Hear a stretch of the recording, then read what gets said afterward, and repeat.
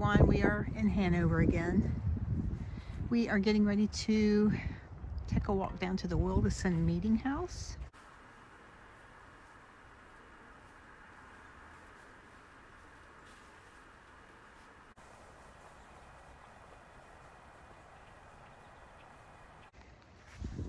Okay, so we're going to take a peek inside the meeting house here.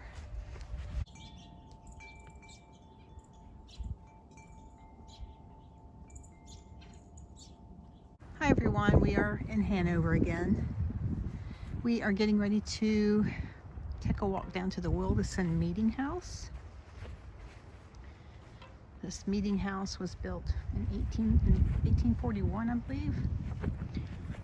It has some significant historical meaning to this area. Some of the earlier settlers in this particular area. This is the parking area. And there's basically a old road path back to where we're going.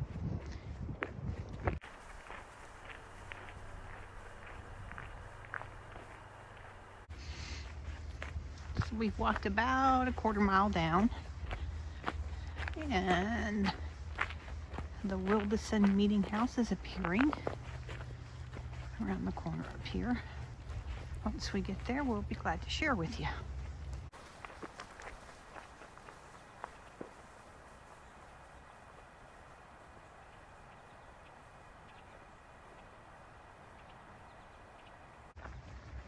As you can see, the cemetery is back behind the meeting house.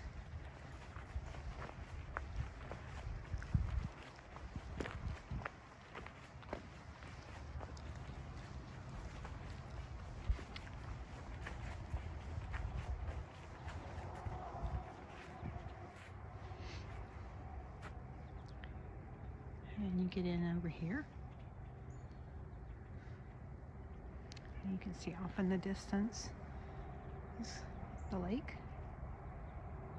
in Codorus State Park, Lake Marburg. And this is a view of the meeting house and the cemetery from the far end. From what I understand, the property was bought, a quarter acre was bought for $1.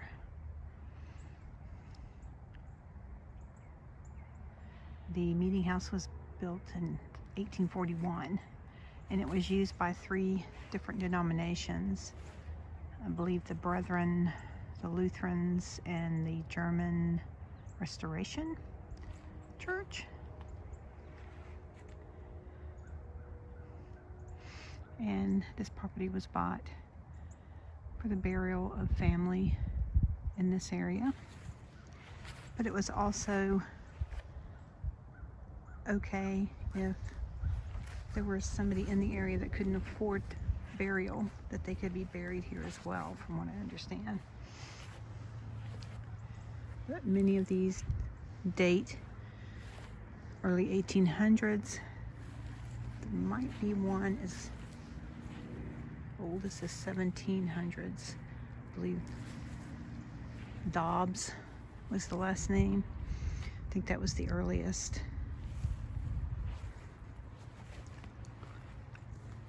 And here we have it.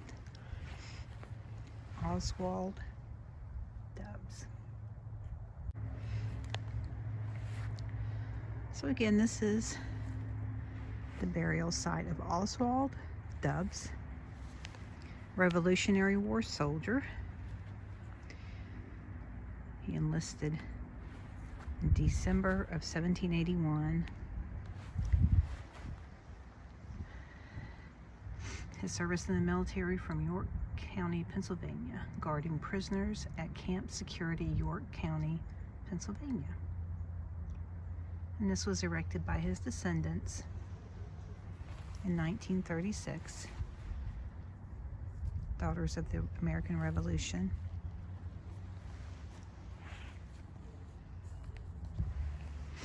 And looks as though it is a well-maintained site, and hopefully no vandalism, maybe possibly here and there. It looks like it's been repaired though. or possibly some of the tombstones were vandalized.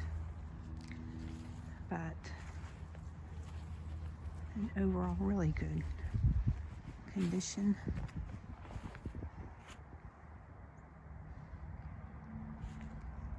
This is the Dubs family, 1785, and died in 1859.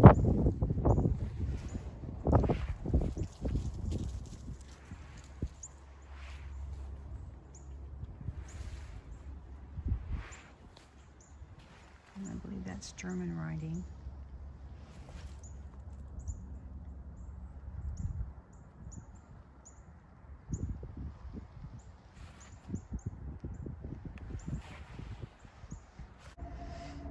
And this is the Wildasin, part of the Wildasin family, which are original settlers to this area. Catherine, Lydia, and I'm not sure this up here on the left what that says. I can't read it. Can't either. But you can make out the name Wildasin.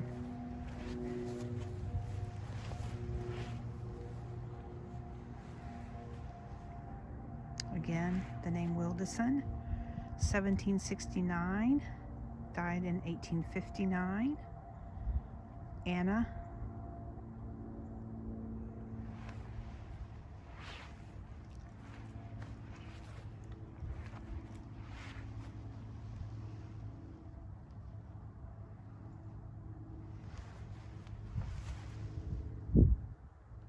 Can't make the name out on this.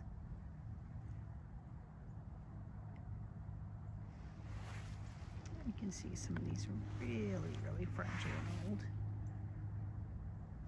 You can barely make anything out on them. But I'm sure that there's some history here and records somewhere that probably tell you some information about who's been buried here.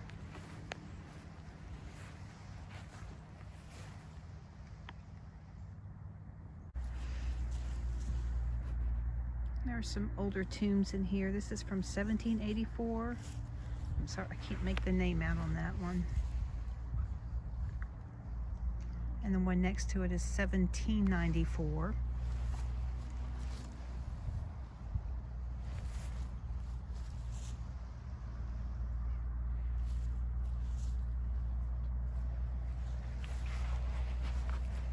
This one, not anything that you can legibly read. And then there's a lot of these types. I'm guessing are family plots. 1766. From 1766. 1793. If you look at the stars on this one, really nice.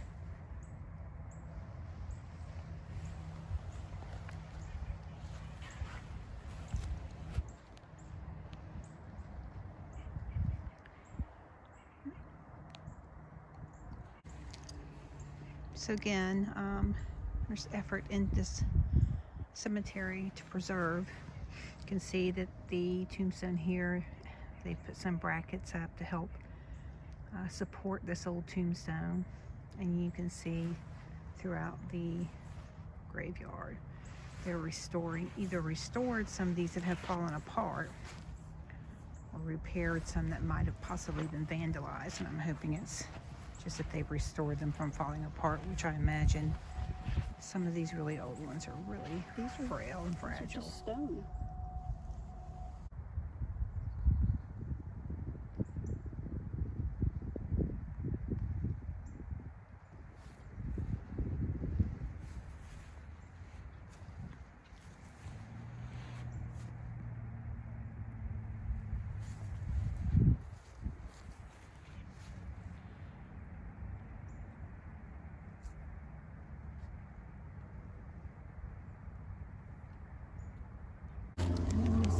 Revolutionary War tomb or grave, I'm sorry. I can't make out the name. It's very hard to read this one.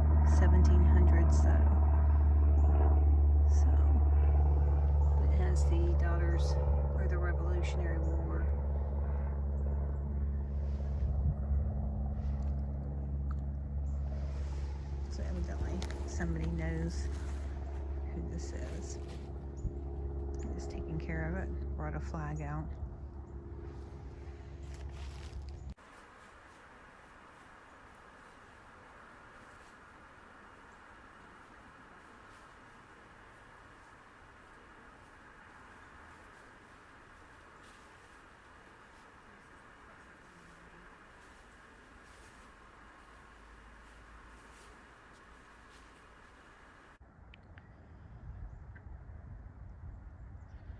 This is a pretty large one. It was erected there for Lydia Wildasin.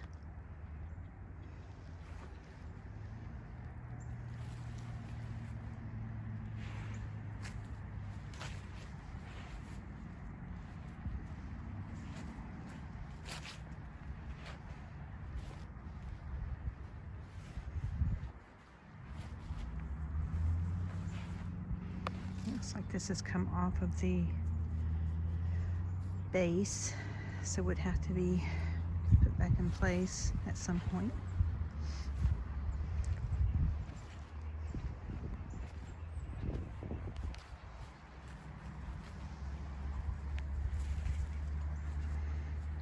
And these are the Schaefers, Polly and Jacob Schaefer.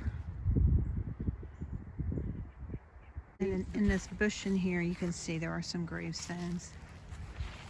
Markers. Back up in the bush. I can't read it from here, but I think that might have been a baby. I think it says died at 10 months. So possibly the child of these right here, which these are hard to read. Back inside of this bush. I'm guessing this bush is just kind of growing around these tombstones over the years, along with this one that's starting to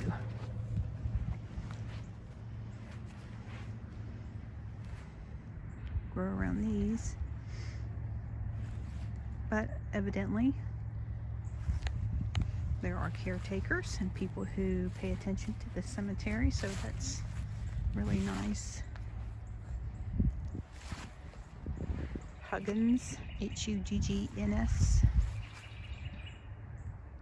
died in 1927. He was 81 years old.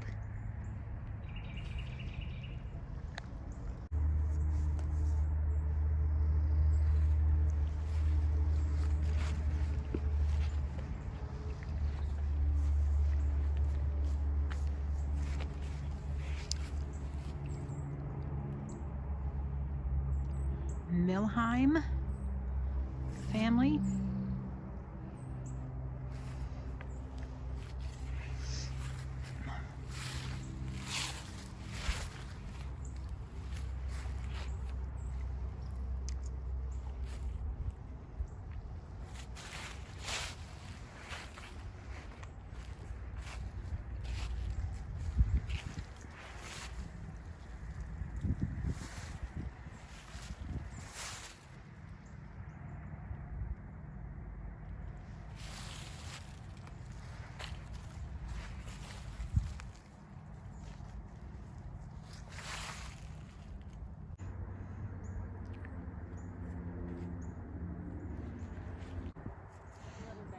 And this is the Bankerts, Jacob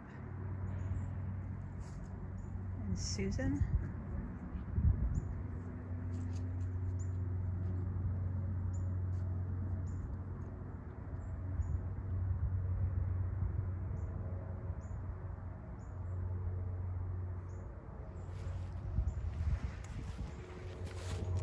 And the last name Myers.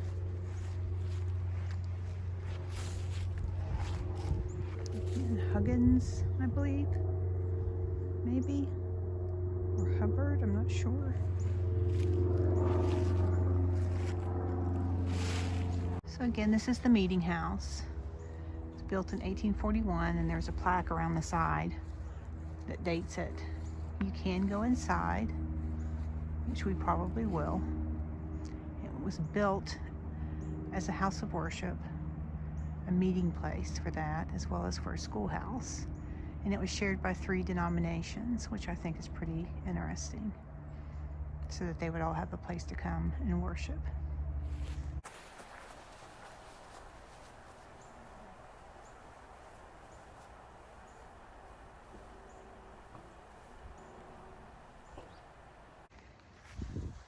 So we're going to take a peek inside the meeting house here. And of course you can see the big old wooden planked floors and all of the benches, the bench seating.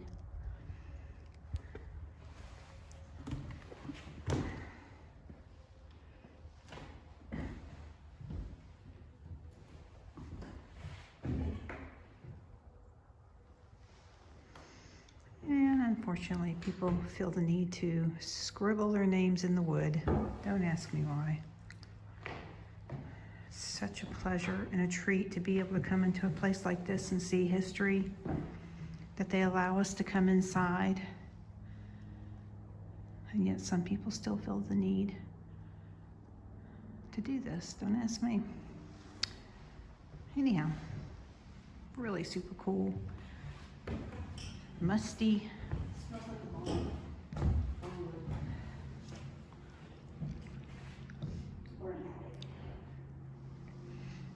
Looks like they've restored maybe the ceiling here.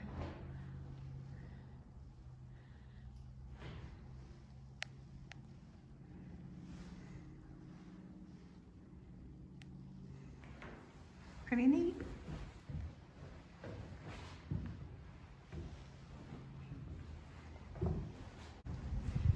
So if you go around the side here, you'll see the plaque. It tells you it was built in 1841.